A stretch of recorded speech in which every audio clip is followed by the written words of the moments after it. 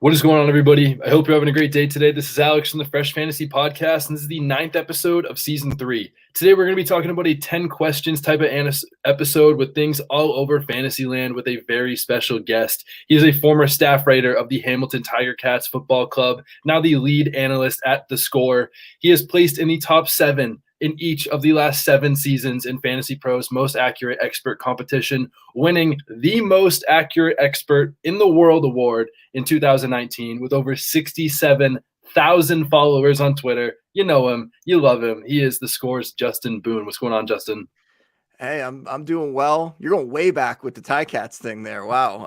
That's going. Now we're talking like a decade plus of the past. That was like before I was doing any fantasy stuff. But yeah, no, things are good. Things are really good. I love this time of year. Like after the draft, you really start to like nail down the projections now that we know. Because before that, it's a lot of guesswork, right? You're trying to figure out which teams are going to go after which positions in the draft. And you still have a couple of those veterans floating out there. And we still have a couple talented veterans still out there. The Will Fullers of the world, Jarvis Landry. We'll see where those guys end up. But I don't think it's going to make as big of an impact at this point as we saw some of those prospects in the draft and their landing spots make. So it's really exciting I love that week after the draft when I can start updating everything and the redraft rankings, the dynasty trade value charts, all that stuff. It's updated now. And now we can turn our attention towards the season.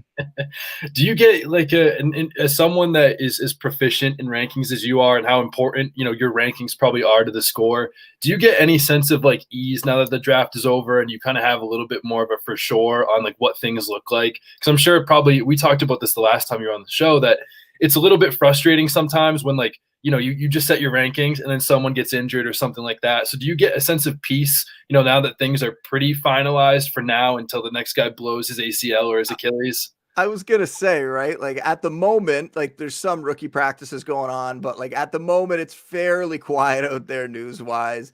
We'll have some mini camp stuff in a little while here, but yeah, there's a bit of a lull before we get the Cam Akers, torn Achilles type stuff coming out. But yeah, that could happen at any moment. That's the crazy part. Like even the Akers thing last year, I remember we got blindsided by that, like right before training camp, right? So yeah, at any moment that stuff can drop. Though this is another one of those times a year where, between the draft and before we get to training camp where I can, sneak in some time off maybe here and there, get a week or two and go away. So, February is one of those times. I feel like any vacation I take has to be built around the NFL schedule now. So in the next couple of months, hopefully I'll be able to get away and do that. But yeah, as far as like, the concern about, the rankings making big, massive changes, now it's just going to be one-offs when we get that sort of news pop up, at least for the next couple months.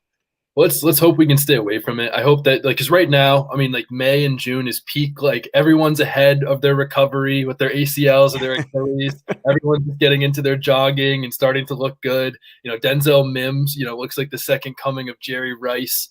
Right about now and the reports we've been getting. So I enjoy this type of season because everything's positive. Every guy that I like is getting hyped up that they're in the best shape of their life. So I'm excited. But speaking of that, going from last season to this season, there's a lot of players that we watched last year, and especially, in the playoffs, maybe not in the playoffs, but who's like the first player that comes to your mind that you're excited about their potential this year after watching, the end of their season last year? I don't know if it's the end of his season that really got me excited, but a guy that last year, I think there was potential for so much more. And I think this year we're going to see it is DeAndre Swift. And you look at DeAndre Swift as a guy that last year, some fantasy managers, they just look at, what were the year-end totals. And I think he finished RB 19 or so last season. If you look at the per game totals, which you should be when you're talking about fantasy points per game, I think he was around RB 12. But if you look a little closer, at the end of the season, he came back after he got hurt. And either they went easy on him or he wasn't completely healthy. But his last couple of games at the end of the year, he really didn't do that much. Prior to the injury, though, if you're looking at, the first 10 games that he played up until week 11, he was inside the top 10 in terms of fantasy points per game. You look at just the all-around profile that he has, right? A guy that can catch a ton of passes in terms of what he was on pace for in those first 10 games. He was on pace for 90 catches last year. I look at the Lions as a team that they're getting better. They've added some pieces there. I think this is a guy that there's a legit chance that he could finish top 5, top 3. He even has the potential to be the number 1 running back overall if everything falls his way. So I think we're going to see a really big season from Swift. That makes me smile. For the people watching on YouTube or Twitter, they can see the Swift jersey just over my shoulder. DeAndre Swift was my prime I plan. didn't even realize that. That's You didn't amazing. realize that? I literally have him right over my shoulder as you're talking. I'm just all giddy because like all I did last year before the season was talk about Swift, and I got crapped on all year for everyone that I was like Swift is going to be the guy. He's going to be the guy, and I think I was partially right. I mean, I was right for the first 10 weeks before we got hurt, but hopefully he can stay healthy. I don't need to talk much more. These listeners know how much I am absolutely in love with him. But a guy that I don't think is getting enough love, and I've talked about a little bit on this podcast so far, and a guy that I will continue to beat the drum for until this season starts or until his ADP fixes, is James Conner. I mean, he was literally the running back 5 with Chase Edmonds playing last year for most of the year. Edmonds averaged 12 touches a game in games with James Conner. And I know that James Conner, loves to be hurt, but he's also played at least 13 games in 4 of his 5 seasons. The lowest amount he's played is 10. His career high is 15, but I would still take a guy with what we saw for injuries last year, in fantasy land. I'm going to take a guy that's going to get 13 games 10 times out of 10. I think their offense is going to be similar, but Chase Edmonds also leaves with 53 targets. And his only competition now is Eno Benjamin, who had 41 total touches last year, and 5th-round Keontae Ingram. Like, that's all that, Conner has to compete with now. So I think if he can stay healthy, I think he's going to be a top 5 running back once again. Do you think he's, getting enough love right now, or do you think that maybe I'm getting a little bit too excited about his potential? Well, we were talking before the show that last year when I was on with you, we agreed on a lot of stuff. So not that I want to agree with you on everything again, but I think Connor's a guy that definitely should be moving up rankings. I don't know where he is in the ECR right now. I have him ranked as a top 12 running back, but there's so much potential for more if he can have another big season touchdown wise. You look at that offense, maybe a little bit of concern about, the scoring opportunities and that sort of thing. Well, DeAndre Hopkins is out, but regardless, I mean, they brought in Hollywood Brown, so they got something else there to fill in at least a little bit. And that Conner, if he's out there any given week, he's going to have that RB1 potential. So I still would place a chip on some of those backups. They could also be a team that goes out and signs a veteran if somebody gets released. But yeah, I definitely think that Connor's a guy. If you're just looking at that pure upside, which you should be at running back, he's a guy that you got to look at as a potential RB1. Definitely. And his ECR rank right now is running back 14, which is, it's not bad. Like, I think he was at 17 or 18 before the draft, and now he's up to 14, which is great. But I still think that's a little bit too low. I'm with you. I think he's a running back 1. I don't have him ranked inside the top 5, but I think if he stays healthy, if he stays healthy is a big reason a lot of guys will probably be in the top 5 this year with how many injuries we see at the position. But James Conner, a guy that I still think is undervalued, a guy that is still going to surprise a lot of people. But what about the other side of the coin?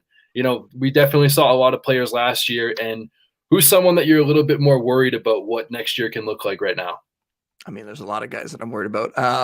It's always hard for me to nail down just one guy. I would say, we'll go with an obvious one first, and Antonio Gibson. And I was worried when McKissick was coming back to Washington. That was a concern because you thought maybe this will be the opportunity that he'll have. And then they go out, you see them bring in a bunch of running backs before the draft for top 30 visits. And I talked about it on my show that's pretty concerning. It looks like they're going to draft a running back. And sure enough, they did in Brian Robinson. And when you look at how this could all work out, you look at McKissick stealing some of the targets away. You look at Brian Robinson. They're talking, the coaching staff saying it could be a 1-2 punch with Gibson and Robinson. So you could have Robinson there taking some of the early down work, some of the short yardage and goal line stuff. That's really, really concerning to me. And it just seems like, these teams not always, you mentioned the what coaches are saying this time of year and, players and everything's so positive. You got to look past that. And the draft and the players that get signed, it gives us a good opportunity to actually realize what teams are thinking about players. And this is a sign that they do not trust Antonio Gibson as a full-time, as a 3-down running back. It's not going to happen, unfortunately. That was a guy that I got wrong last year. I really thought that he was somebody, and maybe, put this against my DeAndre Swift take, because he was somebody that I looked at the same way as somebody who had that top 5 potential. If they were going to give him that kind of workload, they didn't, and it doesn't seem like they're going to now. So he has to fall down. For me, he's outside of my top 20 now. He's down in the low end RB2 ranks, and it's going to be hard for him to get up any higher unless some of those other guys get injured and they have to go to him. And it hurts so much to see. He was one of my favorite guys last year that I was the most in on. Outside of Swift, like, he was like that guy for me that I was like, they said that they want to put him in this CMC role. He's a wide receiver. He's going to running back. And he just did it. And we were like, JD McKissick signing to the Bills away from potentially getting that unlocked this year. I know you probably would have liked to have, a little JD McKissic, but now you got James Cook with your James Bills. Cook would be just fine in that role. Yeah, Yeah, we'll take he would that. be fine, but I wish for fantasy purposes that McKissic just went away so we could see what that potentially looks like with Gibson. But I agree, he is a low-end RB2 now, unfortunately, as much as I believe that the talent is there. But the guy for me that also the talent is there, but the situation is not, is DK Metcalf. And, DK Metcalf was already a little bit boom buster as is with one of the best and most accurate quarterbacks in the entire league with Russell Wilson. And now you take that boomer bust and you throw in Drew Lock, who in his last season as a starter was 37th in true completion percentage, 43rd in catchable pass rate, and 34th in deep ball completion percentage, which is where DK Metcalf thrives. I mean, he's not even in the top 32 quarterbacks. The last time that he was a starter, you hope that, he can pull something out a little better. But again, DK Metcalf was boom bust as is with Russell Wilson. So how is this going to look with Drew Lock, which is going to be an even worse offense probably in total now? I mean, I love DK Metcalf, but I think it's going to be really hard for me to draft him considering where he's going right now and the fact that I think this quarterback play could be really, really atrocious this year. Do you have any hope? I do have some hope. I hear what you're saying. I do have some hope based on what we saw last year when Russell Wilson was out and Geno Smith was under center, and DK was the one that was still able to put up some half decent games. He was still putting up okay fantasy production. It was actually Tyler Lockett that got hurt much more because he's so much more of a timing and a precision player. And without having a quarterback that's able to get him the ball in those spots, I think Lockett's the one that's really going to be affected even more here. But I agree with you that DK makes him even more boomer bust. I just don't know. I'm not ready to say right now that there's an NFL team that's willing to start Drew Lock this year. I can't imagine that's going to be the case. Whether Geno Smith, knowing the system, knowing the offense, whether he actually beats him out, not that it's that much better, but like we saw last year, at least he could keep the offense moving a little bit, or whether we end up seeing somebody like Baker Mayfield end up there. I think there could just be a dance that's going on with some of these quarterback needy teams where they don't want to pay up for Baker. They're trying to get the Browns to take on more of his contract. We're going to, I think, see Baker end up somewhere where he's going to get an opportunity to start. And Seattle from the beginning has just made the most sense there. So I would really like to see that just for Lockett and for Metcalf, just for their fantasy potential. Hopefully, I don't think Jimmy G, I know he's going to be on the market. I don't think he's going to get traded within the division. So it's really down to hopefully Baker ends up there. But if it ends up being Lock, I still think DK is going to have some big games, but you're going to have to take those pretty bad weeks in there as well. So if you're somebody that's, really scared off by that and that kind of risk, then I understand being out on DK this year. Yeah, I'm definitely someone that looks for a little bit more consistency, and I hope. But like for me, I think the thing is that what scares me so much. I agree they probably don't want to be starting Drew Lock, and I think it was crazy that Pete Carroll said that Drew Lock could be the first quarterback taken in this draft. Like I mean, still that's a little scary. But Pete Carroll, ever the optimist about his players, though he's a perfect example of that. Yeah, exactly. But if it's not Baker Mayfield, I don't think there's really another option. The only other guy that people say that could do it is Jimmy Garoppolo, but again, they're not trading within the division. So who are they going to go with? Like Cam Newton? Is Blake Bortles out there somewhere waiting to be traded to Seattle? I mean, I just don't see the scenario where outside of Baker Mayfield that they actually have a person, that can take over. So for that reason, I'm out on DK Metcalf for now. But for the talent wise, I hope that they can even get someone like Baker who would be an improvement on what is, Drew Lock at this point. But the last side of this coin that we're going to make three sides now is the late round player. Is there anyone like early in this offseason right now that I know you have an article that you talk about this almost every year, but is there any guy, one in particular right now that's going in the later rounds that you think needs a little bit more love than they're getting post-draft? Like I said before, I'm so bad at narrowing it down to just one. I don't often in the offseason, especially, I don't often go look at the ECR, but for this one, I actually went and looked just to see kind of where I was compared, the late round guys versus kind of most of the analysts in the industry.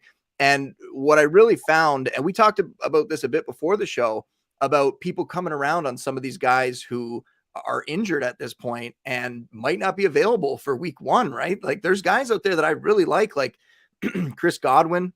Who else we talked? Michael Gallup, some receivers who have top 30, top 20, Godwin, maybe even top 10 potential when he's healthy. But is he going to be available week one? Is he going to be available in the first month of the season? I don't know. So I have a lot of the guys who might benefit from that much higher in my rankings. Russell Gage, Brashad Perriman, even. It's a crazy name to say, I know, but that's somebody who in the first month of the season could see a lot of targets from Tom Brady. We could see some production from him. You know, if you're looking at the Cowboys, you're looking at Jalen Tolbert, you're looking at James Washington's there now. Some of those guys who could step in and end up being the wide receiver 2, wide receiver 3 in those offenses. So that's one. I mean, you're looking at Alvin Kamara's situation, and this is what we're talking about for the show.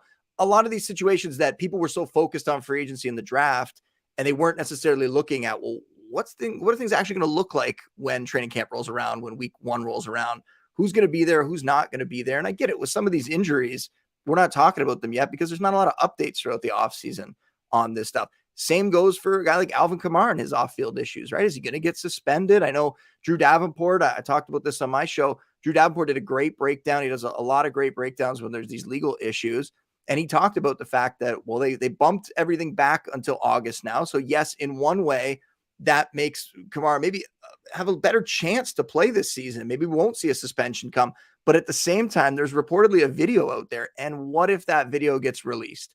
What if, you know, we saw it with Ray Rice. We saw it with Kareem Hunt at one point. When these videos get out there and the public outcry, when people realize what actually happened, the punishment could be a lot more severe. So we'll see. That's all speculation. We'll see what happens there. But a guy like Mark Ingram, who a 32-year-old running back, I normally would never be sitting here telling you to draft a 32-year-old running back, but Mark Ingram is a guy that in the first month of the season, depending if Kamara gets a suspension, Mark Ingram could be a guy that you end up slotting into your lineup. So a lot of guys like that. And then you could look at some of the other backups. Those are guys that I tend to have higher than other people. Some of them are obvious, the Ronald Jones and Darrell Henderson and Alexander Madison. Guys like that, I think they have more value than people even realize.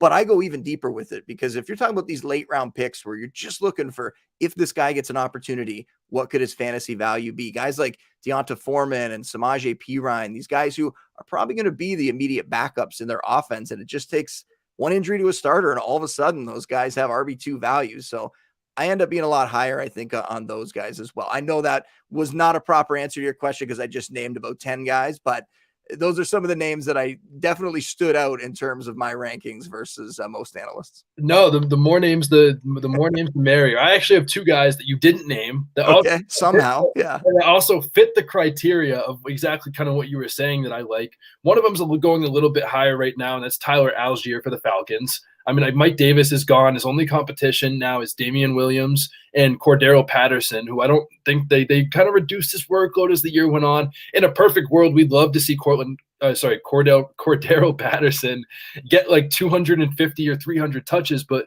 that's just not the world I think that we live in. And I think that they drafted this guy for a reason. I know that he was, drafted in the 5th round, but I mean, he was 1st in yards after contact, 2nd in rushing touchdowns, and 3rd in PFF rushing grade among FBS players with at least 150 carries over the last 2 seasons.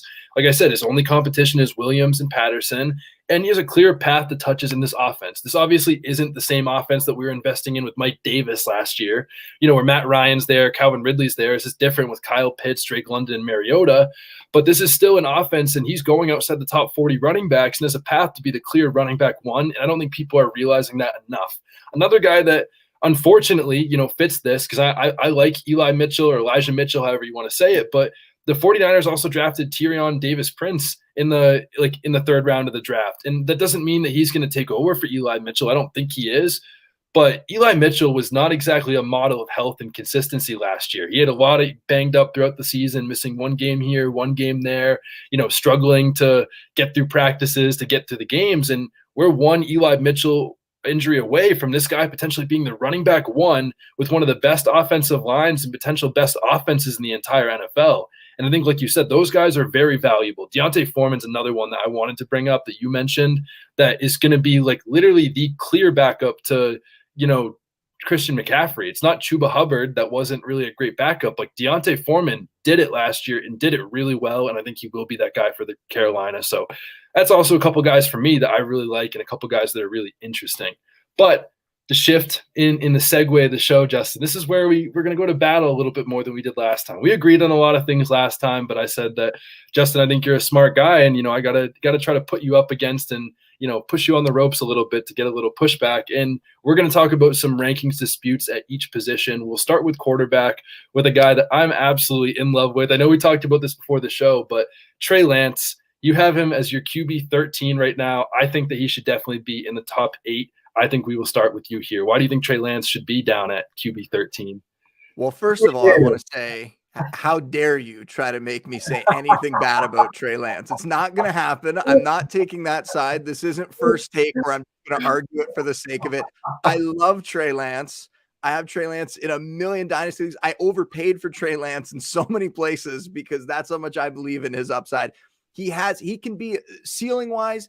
He can be Josh Allen. He has the rushing ability. He's got the big arm. He even has the issues with touch that Josh Allen had early in his career where he still does it the odd time where he just absolutely wires a short pass and the receiver can't catch it. But in that offense, I'm going to argue your side. I'm going to argue for you. Trey Lance is going to be fantastic. It's going to be amazing.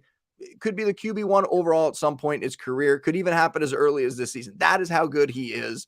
I'm not arguing that at all. The only thing that this comes down to is there are a lot of good quarterbacks near the top. And you mentioned, we talked about before the show that we had almost this exact same argument about Jalen Hurts last year, where I had Hurts a little bit further back and some of those other quarterbacks that, I thought were a little more consistent, a little more of a sure thing. I went with those guys over him in my rankings before the season. But once again, I was not arguing against Jalen Hurts last year, where this year with Trey Lance, it's the exact same situation. We'll see what happens with Jimmy Garoppolo. I still think there is a 99% chance that Jimmy Garoppolo is going to be on another roster before the start of the season. But until that happens, there's still that little chance that Kyle Shanahan does something crazy. Like last year, I didn't think we were going to see them go the distance with Garoppolo last season, and yet they did. So there's a chance they still could do something crazy. And if they got into camp, or if Trey Lance got hurt or something in the offseason in training camp, and now they have to go with Garoppolo, there's still some other options like that. And we talked before the show about the other quarterbacks that I have like directly ahead of Trey Lance are guys like Jalen Hurts, Russell Wilson with the Broncos now. Aaron Rodgers is in there. Tom Brady's in there.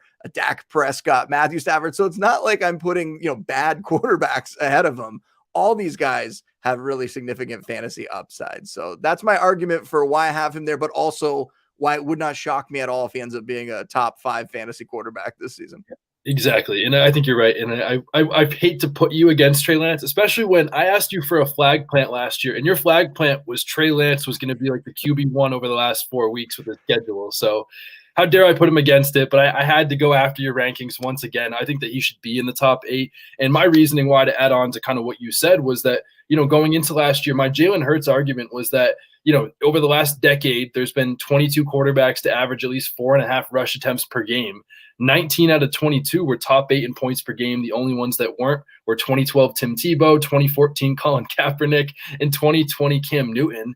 And we saw what Trey Lance is exactly going to do this season. Last season when he started, he averaged 10.3 rush attempts per game. Granted, that was on 3 starts, but he also scored over 15 fantasy points in all 3 starts. And I think he's going to be similar to what Jalen Hurts was this past year, where this guy's just going to have the highest floor in all of fantasy football because of how he runs. Like Jalen Hurts led the NFL in QB1 finishes. And I think Trey Lance is going to do the same thing with real top 3 or top 1, overall upside, especially when Jalen Hurts was the QB1 for the first 11 weeks before he sprained his ankle. And then you add in, imagine if you gave Jalen Hurts, Deebo Samuel, potentially George Kittle and Brandon Ayuk. I mean, come on. I think the potential is big. I know we're not disagreeing here, but either way, regardless of the other QBs, I'm just here to say that I think that Trey Lance belongs in your top 8 QBs, and you could be even higher in the ranking competition because of it. But yeah, you touched on it too with the 3 starts of the 3 games where he played significant snaps, and he finished in 2 of those 3 games. He finished as a top 13 quarterback. Like having him inside that top 12, top 13 is just a no brainer. He has to be there. And there's a very strong chance that once Jimmy Garoppolo is out of the way, that he's probably going to move up my rankings. So we'll leave it at that. Absolutely. But one guy that I think we're going to disagree on a little bit more is Kenneth Walker. I mean, Kenneth Walker right now is the consensus running back 33. You have Kenneth Walker at 24. You have him ahead of Travis Etienne right now in your rankings. So why so high on Kenneth Walker? I'm not buying it as much. Well, I look at this one, and I will say, first of all, that I wonder whether everyone has completely updated. When you talk about that ECR, has everyone actually, done the projections and updated their rankings after the draft to account for where Walker ended up and the opportunity that he might have. Because I think we might see that. I even looked today. You sent that show note sheet yesterday. I looked today. He's already moved up one spot. Now he's RB 32. And then when you look at some of the guys ahead of him, Chase Edmonds, well, they just signed Sony Michel. I'm imagining that a lot of people are going to move Chase Edmonds below him. Another guy, Devin Singletary, somebody who I like, one of my Bills. But with James Cook there, probably a good argument that Devin Singletary is going to bump down a couple more spots. So already that puts him up at, Kenneth Walker up at RB 30. I think he has to be inside your top 30. You want to argue, whether he's going to be a couple spots lower than I have him, whether you put a guy like Travis Etienne above him. I'm fine with that. I like Etienne. I'm just a little bit worried about not only his injury, because foot injuries can be scary sometimes, but also James Robinson. Is James Robinson going to be able to come back healthy? I think right now, like you said earlier, everything sounds like it's going to be fine and he's going to be on track to play this season. Will he be himself? Will he be 80% of himself? We'll see. But if he can come back healthy, we know for sure that that's going to be a problem for Travis Etienne. So that would be one guy, a guy that I like again, but a guy that, that's why I'm a little bit cautious when it comes to him. When you look at Walker, though, he's going into a situation where, yes, the Seahawks offense is not going to be great. It's not, we talked about that with the DK Metcalf thing. If they end up with the quarterbacks that they have now and they start them, their offense is not going to be that strong. But I think that's even more reason why they're going to lean on this young running back that they took in the top 50. I'm not that scared of Rashad Penny. Rashad Penny's a guy that was injured for the better part of 4 seasons. And then last year at the end of a contract year, puts it together for 4 or 5 weeks. And then people go crazy and think that, oh my God, now he's going to be the next superstar. I don't think that's the case. And I don't think the Seahawks thought that was the case, because if they did, they wouldn't have spent a top 50 pick on another running back, right? So you can have questions about the pass game production that Walker could have. I think he'll be okay there. I don't think he's ever going to put up a 50 catch season, but I think he could easily have 20, 30 catches. We've seen a guy like Derrick Henry, who often the Titans didn't want to do that with him, but he's a guy that could put up those kind of numbers. And I thought I was pretty conservative on my initial projections for Walker, where I had him around 900 rushing yards. I had him under 200 receiving yards. I think I had him around 20 catches or so, and only like 5 or 6 touchdowns. And that puts him right in that mix as a low end RB2, kind of high end RB3, right in that fringe. So I think the offense is going to be built around him. I think we saw with Penny last year that they're more than happy to feature a running back and kind of let him be the catalyst for that offense. And I think Walker's going to be that guy. And it's not that I really think that he has, RB1 potential this year, because I don't. And I know that's an argument with somebody like, Josh Jacobs, where people weren't really as high on Jacobs the last couple of seasons, because he's probably not going to end up in the top 5 at the end of the season. But he could be a guy that could give you, top 15 kind of numbers. And we've seen that from Jacobs. So I'm kind of looking at Walker the same way, where I think he's got that RB2 potential, but not somebody that has the upside of a Breece Hall or someone like that. Yeah, definitely. And I think that was going to be that is a lot of my argument, is just that I don't want to draft him over someone like Etienne, when like Etienne, I think, has, running back 1 upside this year, like running out overall, like a top 12 running back, but Kenneth Walker just doesn't. And Josh Larkey, I'm a good friend of the show, posted this TikTok video, and it said that like with running backs 211 pounds or under over the last decade, only 6 of them had over 250 or more carries the past 10 years. LaShawn McCoy was the only one to do it twice.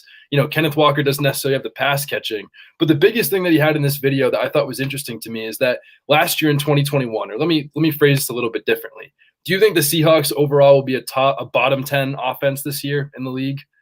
Seems like that'll be the case. Yeah. Okay. Well, in those 10 worst offenses last year, those running backs in those offenses only averaged 0.56 fantasy points per carry.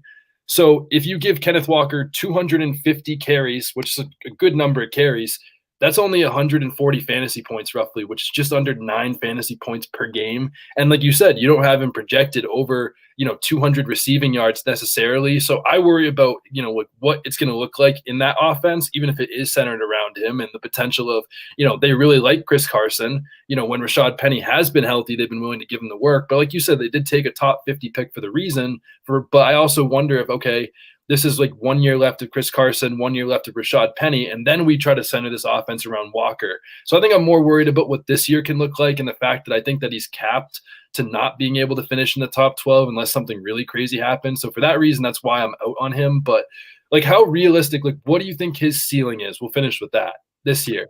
Well, and that's what I'm saying. I think his ceiling that's why I understand people being a little more hesitant on him, because I do think his ceiling is more of an RB2 rather than an RB1. I don't really think that he's going to be up in that range, in part because of the pass catching, and the offense not being great. But I also think sometimes we look at these things kind of abstractly, and we look at it and go, okay, this guy could be a RB2, he could be an RB1. But what if we actually look at like the rankings, like the guys that I have directly behind him? We talked about Etienne. Damian Harris is in an incredibly crowded Patriots backfield now. There's talk that Ramondre Stevenson could challenge him for the number 1 role in training camp, and they go out and get Pierre Strong and Kevin Harris in the draft. So they're kind of already planning for life after Damian Harris.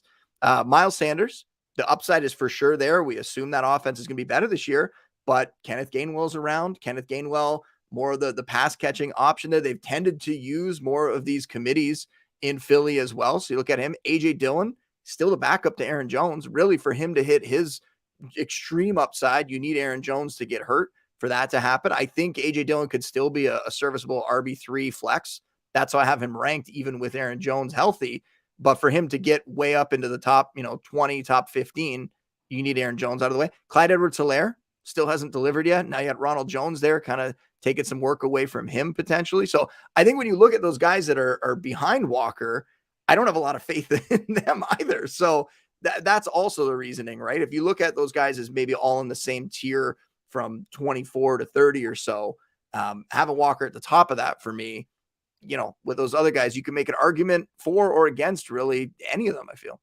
I think that's the best way to end it. I think if you look at it as tiers wise, Walker's fine. Like maybe overall you might be a little bit more sketchy because I think there is a big tier gap between not a big tier gap, but there is a tier gap between where Walker probably starts and where some of those other guys. 100%. That's probably that's where I can agree a little bit more, because like the guys you're saying, like I don't like the ranking of running back 24, but the guys behind him, I'm not so sure. Walker probably is right there, but I think some of the guys above him, I would take a good amount before him. But I think when you mentioned Chris Carson as well. I think this is a sign that Chris Carson's done. I don't think that Chris Carson is going to be in the mix at all there. I think you're going to have Walker being the lead back, and then you're going to have Rashad Penny.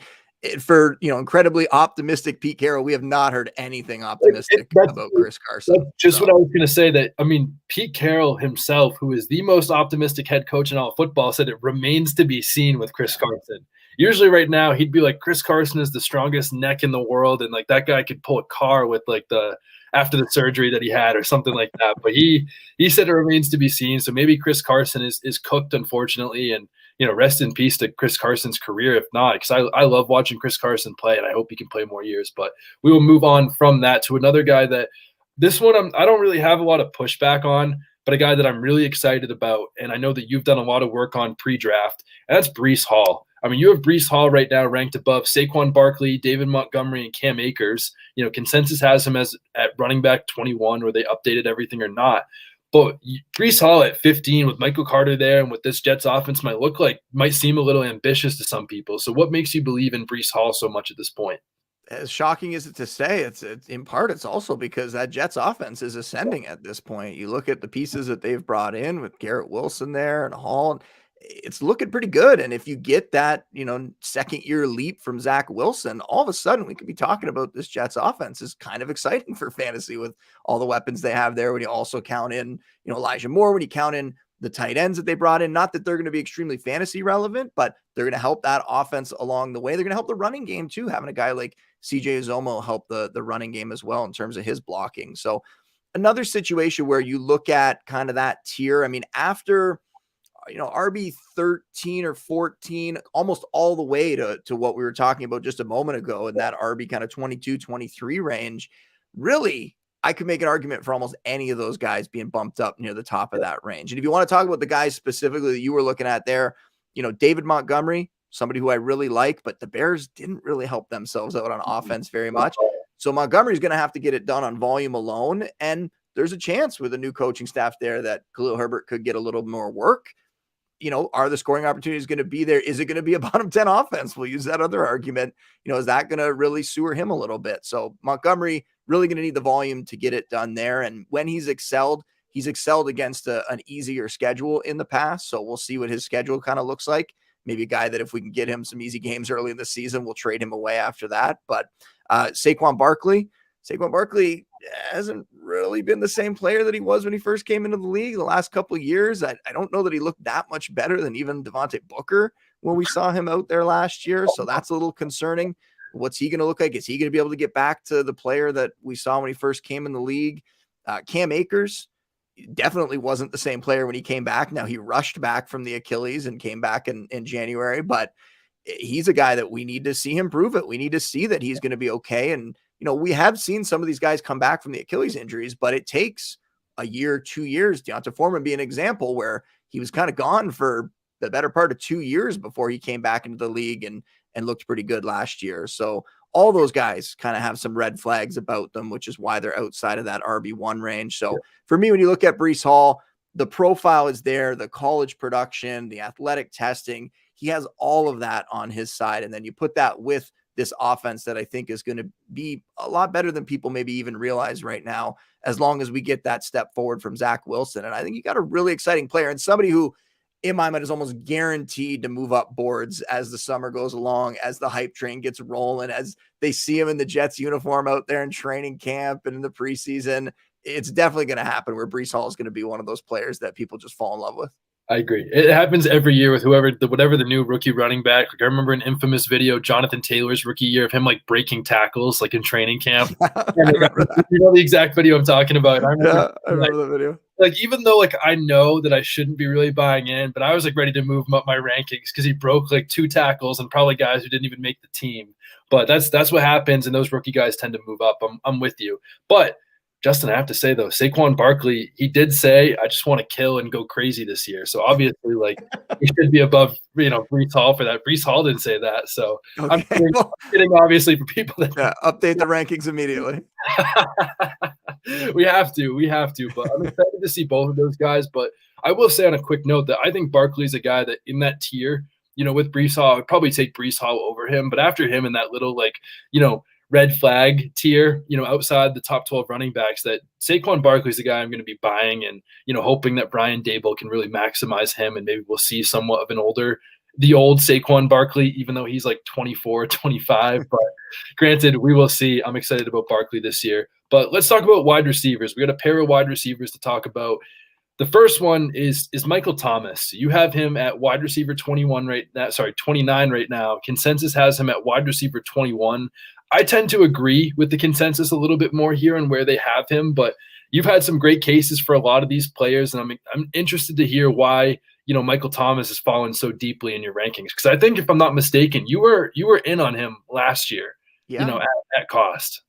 Yeah, I still like Michael Thomas, and there's definitely the potential. No one's going to argue that, he can't be a top 12 wide receiver again. Like, if he comes back and he's the same Michael Thomas that we saw, and they're going to pepper him with targets and they're going to increase the volume of that passing game a little bit, then absolutely, we got a case that he could be right back up there near the top. But I guess I'm just not that confident we're going to see it from a guy almost like the Barkley thing. When we've gone the better part of 2 years here without seeing him do it, and you're talking about a guy that has been disgruntled with the team, how many of these receivers who are extremely disgruntled with their teams and don't get traded, and they're still on that same team, how many of them get back to like their elite form? I guess I just have a lot of doubts. Is he even going to be in a Saints uniform in week 1? Are we sure about that? Like, is he going to force a trade? Is he going to be one of these guys that ends up getting moved elsewhere? Now you bring in Chris Olave in the draft, a first-round receiver, and I think stylistically it's a great match, right? Because you have Olave who can stretch the field and give Thomas more room to work underneath, but it's also another guy, a competent receiver. One of the reasons Michael Thomas was Michael Thomas before and getting all those targets is there weren't a lot of other great options in the passing game there, so he was getting peppered, whereas now Olave could take some work. So you got a little more target competition there. And like I mentioned, this offense last year, they really kept the training wheels on Jameis early in the season. I know he had a couple games, 5 touchdown game kind of thing, but they weren't throwing as much. Jameis wasn't taking as many chances. They were trying to really keep him within that system, and it was working, really. So why would they go away from that? I don't think they're going to go out there and have, YOLO ball Jameis come out and let's throw the ball all over the yard. If that happens, then, we're moving all these guys up in the rankings. Absolutely. But I think it's going to be an offense where they're going to try to, continue to win with the defense, with their running backs, limit their mistakes. Hopefully Jameis isn't going to, have a 30 interception season or something if he plays the whole year.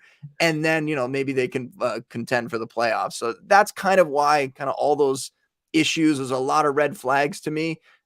Before I'm just ready to look at the name and look at the team and go, oh man, this guy a couple years ago was the, wide receiver 1 overall. I think we're pretty far removed from that at this point.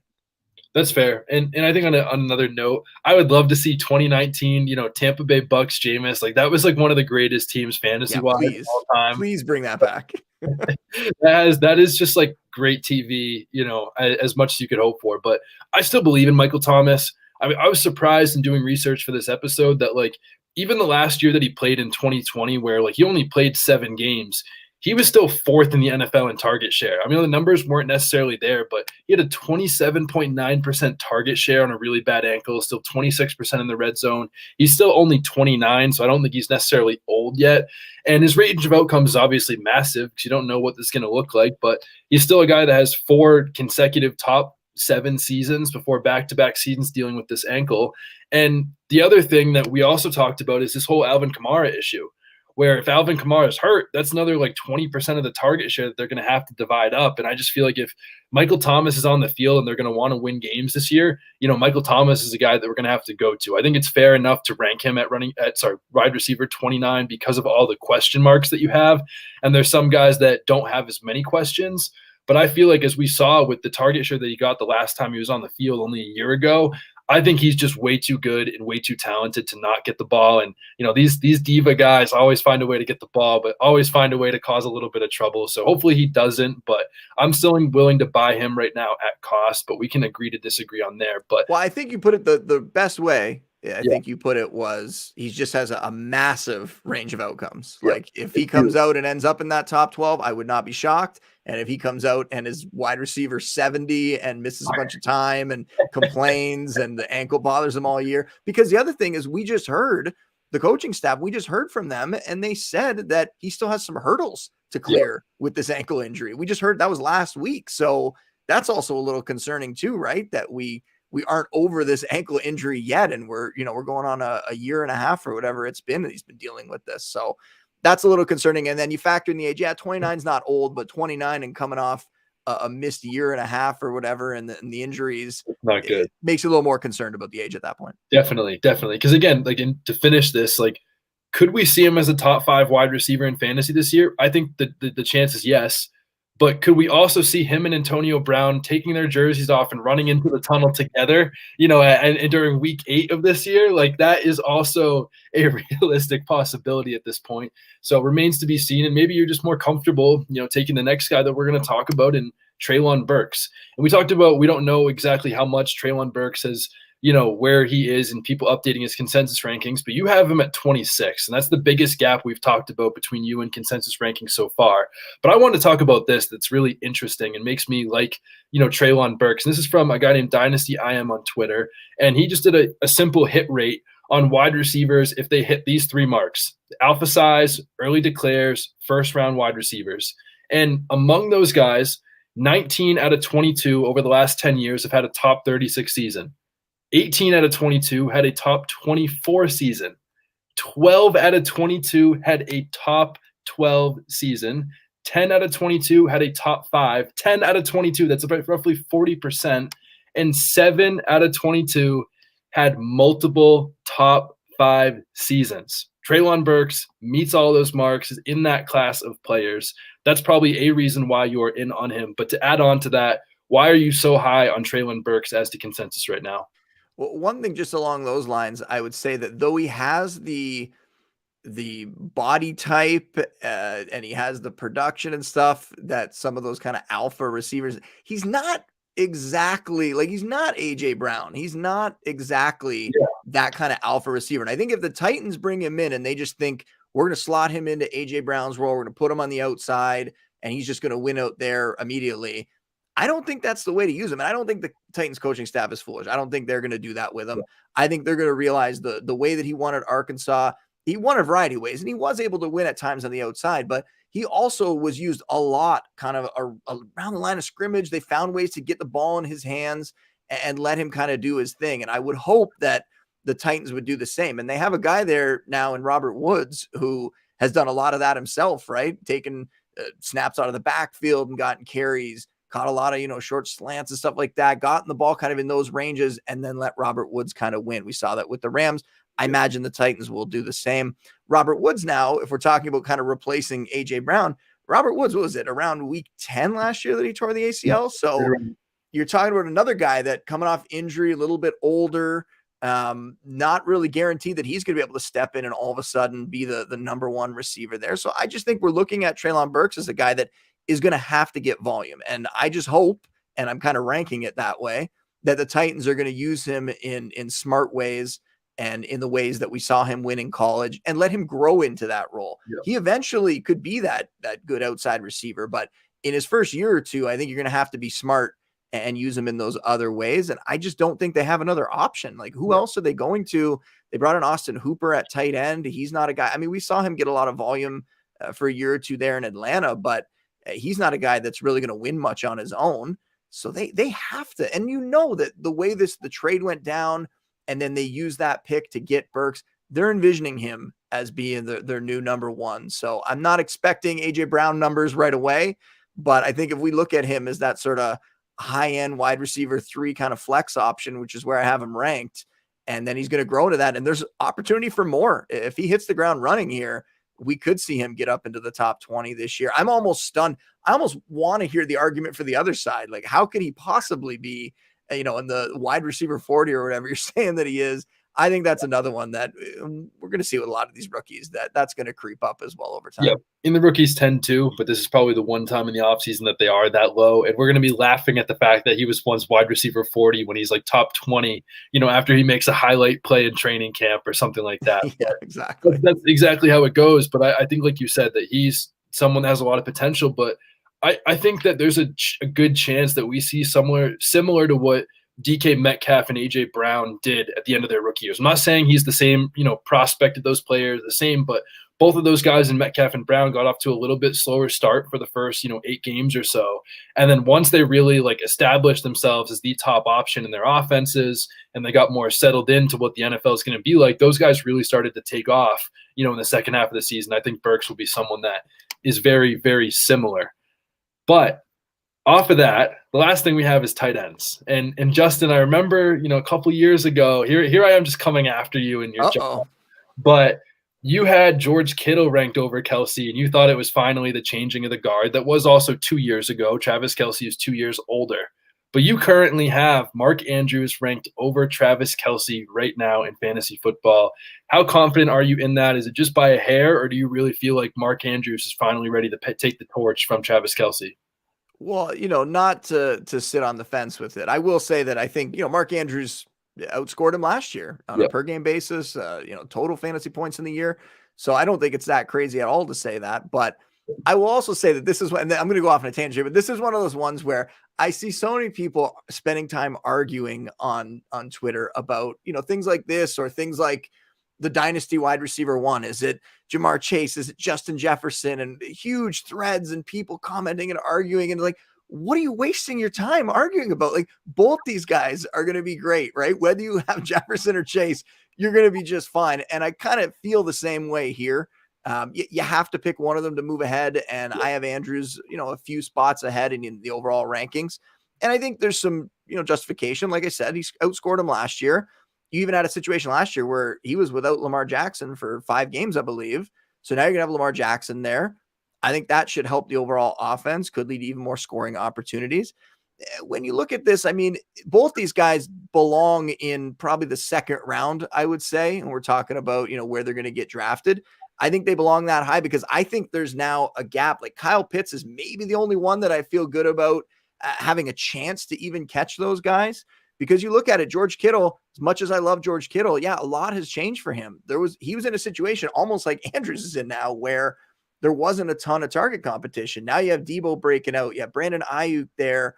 And then we'll see what happens if, the passing volume kind of goes down a bit with Trey Lance or not. But right now you look at Kittle and you go, he's the third option in that passing game, I would say. So I'm not as excited about him. Darren Waller, a lot of Darren Waller's value was based on the fact that he was kind of the de facto number 1 there. Yep. Now you're bringing in Devontae Adams. So Darren Waller has to move down the ranking. So you look at it, and I really feel like Andrews and Kelce are up near the top. Now, Kelce, another thing we saw maybe at times last year, was there a little bit of decline happening? I don't know if you're going to admit that or not, but I don't he's know. getting to an age where we're talking about Mark Andrews being in his prime. He's going to turn 27 this year. Travis Kelce is going to turn 33. And I don't think that means he's going to fall off the map.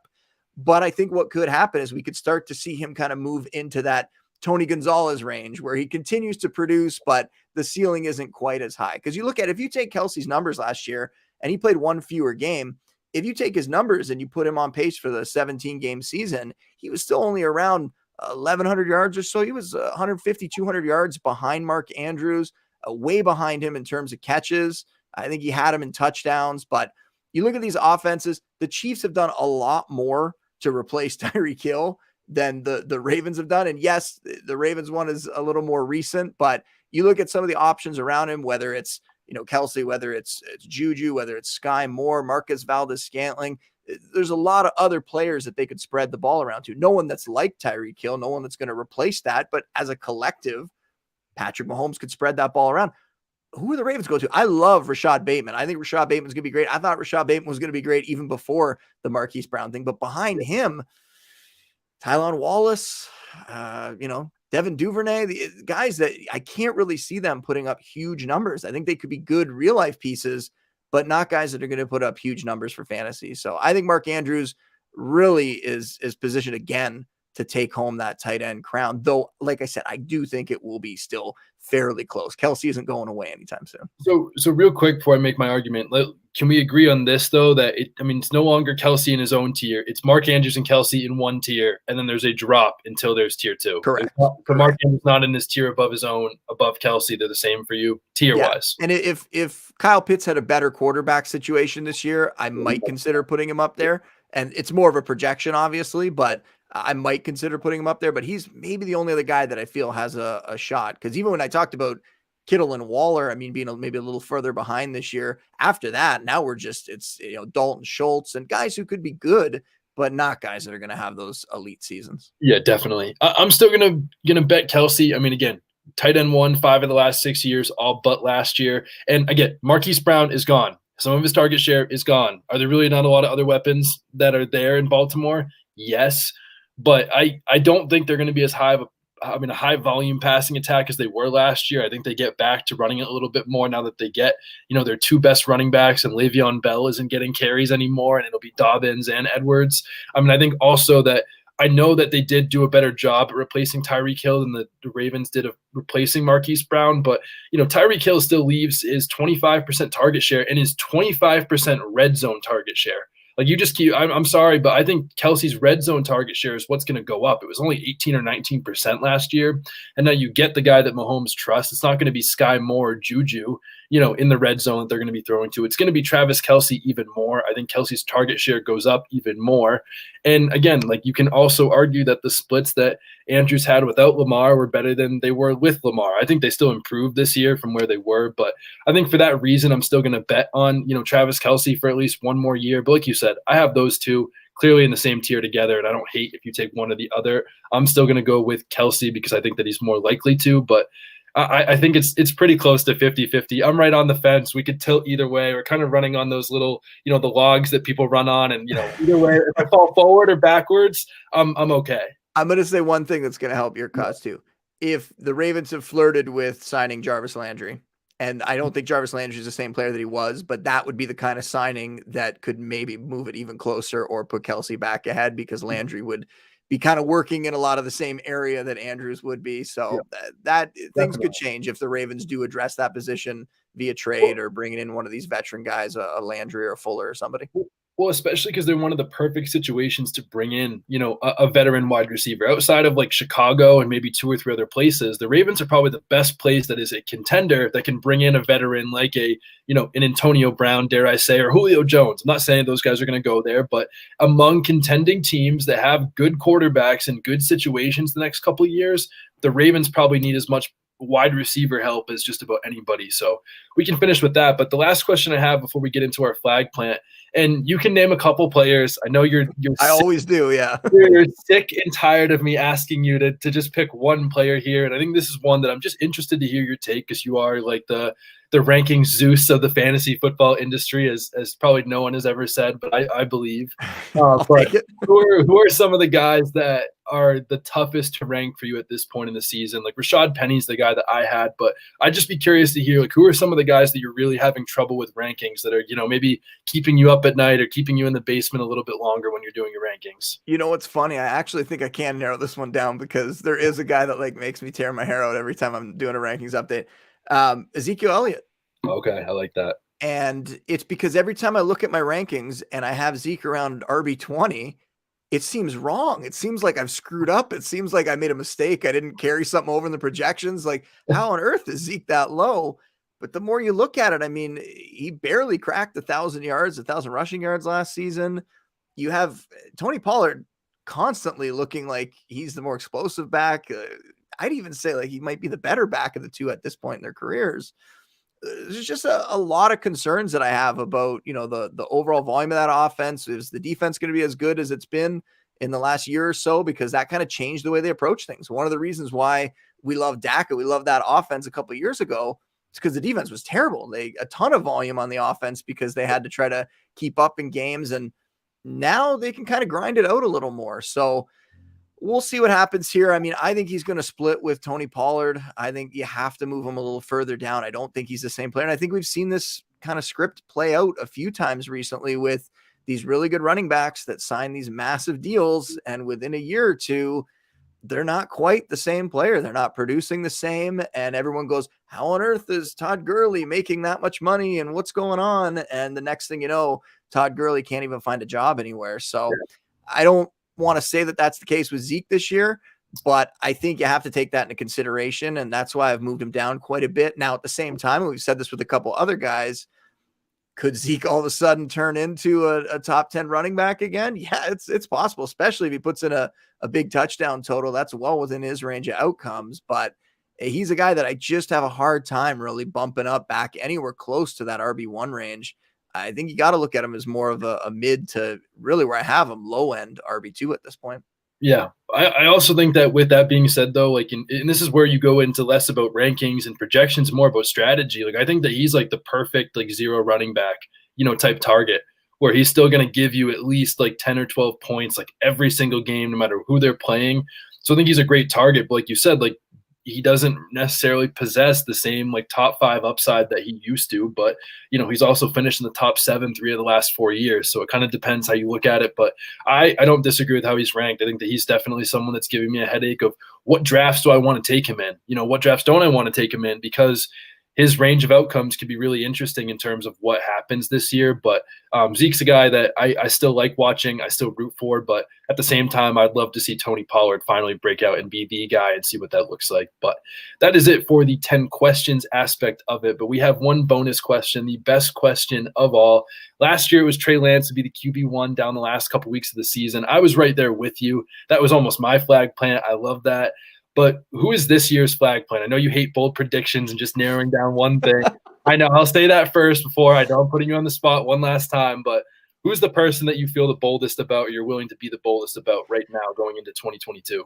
I will say I don't hate bold predictions. I write a bold predictions article every year. I'm actually going on a podcast tomorrow where the topic is bold predictions. So don't say that I hate them. They don't want to hear that.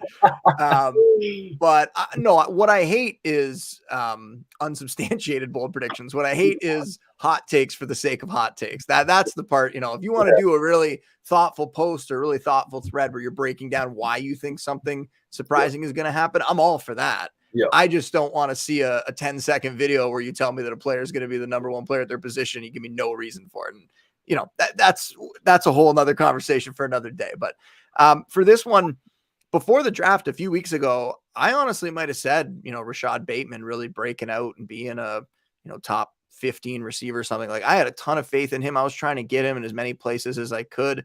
I love what we saw from him last year. I think people would underrate him based on the fact they didn't play the full season and Lamar wasn't there. And, I thought even with Marquise Brown there, we were going to see Bateman emerge as the number one. And hopefully that's what the Ravens saw as well. And that's why they moved on from Brown and they feel confident in Bateman. But we won't say that now, because now that Marquise is out of the way, that one's kind of obvious. So we'll go a little deeper. We'll try to find something else. A guy that I have come away with, and I think every single dynasty rookie draft that I've done so far, and I've done 4 or 5, is David Bell in the second round. Wow. And I think when you look at that offense, there's still a lot of question marks about Deshaun Watson, and will he get suspended? Will he miss time? Will he kind of avoid a suspension this year and that'll get pushed back? We don't know what's going to happen there. But when you look at that offense, before even looking at Bell as a prospect, when you look at that offense, Amari Cooper, getting a little older, he's getting up there. He's had some injuries. I wonder if there's a reason why the Cowboys were okay moving on from him. Sometimes we see these players change teams when they get up into their late 20s, around 30. And whether it's, an Andre Johnson, whether it's Julio Jones type thing. I know they were a little bit older when they moved on, but all of a sudden these guys that we knew as superstars go to a new spot when they're a little bit older and the production isn't there, or they get hurt, or they don't catch on in the offense as quick as you expect. So I just have a little bit of doubt the more I look into this, because the way I have it ranked right now, you would not expect that I would say that I think David Bell is going to lead the Browns in receiving this year. Like that, you based on why, but the more that I've looked at it over the last week or so, as I've done these rookie drafts, I starting to feel a little more confident about David Bell and what he could do there. And I know everyone wants to look at the combine and his athletic measurables and say, man, he did not come through the way some of those other guys did. But we've also seen a lot of wide receivers have kind of poor, mediocre athletic testing and still be really productive players, whether you want to talk about a Keenan Allen or a Jarvis Landry or, Tyler Boyd, some of these guys. And Jarvis Landry is a perfect example, because I think David Bell is going to step right into that Jarvis Landry role. And I think the team's really excited to get him. We saw a clip, the GM saying that when they watched him, he was the first player they watched and they knew that they needed to have him and all stuff. And that could just be lip service, obviously. But I think they're excited to get him. I think we're going to have Deshaun Watson out on the field at some point, whether he gets suspended for part of the season or not. And he's going to have an elite quarterback. He's a guy that had a ton of college production, a guy that, great body control, great ball skills, just a really natural route runner. Somebody who, I think could end up being one of the better receivers in this draft class. And it's surprising to say, but I think the landing spot's really going to help him. And I think people are going to overrate the fact that the athletic testing was so poor. I think Bell's going to be really good in this league. And I think he's going to a spot where if Amari Cooper can't pull it together and continues to be really inconsistent or deal with some of those injuries, like the ankle injury and stuff, I could see David Bell all of a sudden really quickly emerge as a fantasy starter, a wide receiver 3 flex player with upside for a lot more. I love that. I love that take. I was not a fan of David Bell in the pre-draft process, but I will say the last week or so, I've seen a couple of good threads on Twitter and some really good cases that people have made, especially given his situation, what things look like. I'm someone that's not nearly as high on Amari Cooper as most people. And I think that also helps, with David Bell being there and them probably not taking Jarvis Landry back at this point. So I love the case. I love the take, and I hope you're right. And I definitely will try to get some more David Bell. And I've had 2 rookie drafts so far, and I've not gotten him in either. But maybe I need to, get back to the drawing board and do a little bit more research. But Justin, as always, absolutely amazing to have you. You're a phenomenal, top tier of the world guest. Before we go, though, you're doing a lot of great things at The Score, a lot of amazing content coming out. And I think the fact that, The Score's in Canada, not enough people know about it or think about it. So please take all the time you need, plug why we should be listening to The Score and all the great stuff that you have going on. Well, you mentioned the Canada thing, but the vast majority of the people that are reading my work actually are coming from the U.S. So we are quite popular, kind of all across North America and hopefully all across the world as we keep expanding. But yeah, a ton of content. Like I said, I updated my redraft rankings, my trade value charts, which I know people love. People are always hitting me up to update those even more often. People are kind of dying to get those as much as possible. All that stuff's updated. The Score Fantasy Football podcast every week, episodes of that during the season. During training camp, we'll start to crank it up with a few more every week. And then during the season, we go up to 3, maybe even more this year. We'll see. But love doing that. Love seeing the numbers grow on that as well, which, I'm sure you're seeing with your show. Like it's just so fun. I've been doing that show for 4 years now. And, from where we started to where we are now, it's just incredible to see the users, the listeners, become even more. So that's great. And yeah, we'll have lots of, breakouts, busts. I'll start pumping all that content out. I'll have some schedule work when the schedule gets released this week. I do a strength of schedule matrix every year, kind of looking at the teams that have the easiest fantasy schedules at every position. And we'll look at, who has the easiest, early season schedule, which I think is the more predictive thing, because as the year goes along, injuries, things we didn't expect to happen, a lot can change when you're looking at like the fantasy playoff schedule, for example. But if you just hone in the first 3-4 weeks of the season, I think you can get a little bit of an edge when you're looking at the schedule. So, and we mentioned it before with David Montgomery, like players like that, where maybe you can pick up a guy, play him for the first few weeks, get that production, and then trade him away before the schedule gets a little tougher. So yeah, there'll be lots of stuff over the next few months here as we get ready to launch our draft kit. And that's always a fun one every year. So I'll see if I can sneak in some vacation before then, but not sure. We'll see what happens. But I always love coming on with you, man. I love talking, which we referenced our conversation before the show a bunch of times. And that's because we're talking for a while before the show. Cause it's always good talking to you. So happy to come on anytime. We'll have to get you on the Score Fantasy Football podcast soon. Yeah, absolutely. Anytime, just let me know. We can make it happen. But as always, thank you so much for coming. And thank you so much to the listeners for enjoying this podcast, the longest episode of the year, but for good reason, because like we said, top 7 in 7 straight years out of well over 100 experts in the rankings. Justin, one of the best in the business. Appreciate you coming on. And like I said, with the listeners, thank you for listening to the Fresh Fantasy Podcast. And as always, please leave a review. You guys already know what to do. And I hope you all have a great rest of your day.